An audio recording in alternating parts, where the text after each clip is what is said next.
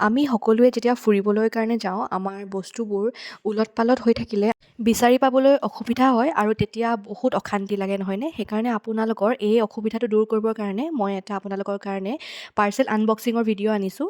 ইয়াত মই এটা ট্ৰেভেল বেগ আনিছোঁ আমাৰ টয়লেট্ৰিজ বা কছমেটিকসমূহ ভৰাই থ'ব পৰাকৈ।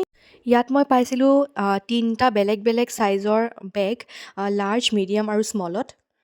ছেট অফ 3 হয় এইটো। এই বেগটো ইমান এফৰ্ডেবল, চাওকচোন ইয়াত হেণ্ডেলো আছে, লগতে চেইনকেইটাও যথেষ্ট ভাল।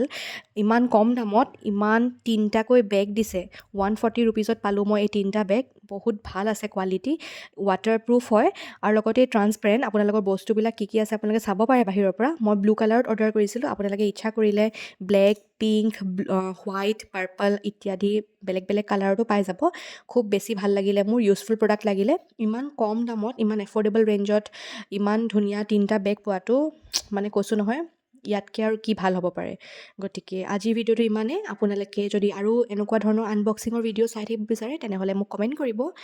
আজিলৈ আহিছোঁ। ভিডিঅ'টো চোৱাৰ বাবে বহুত বহুত ধন্যবাদ।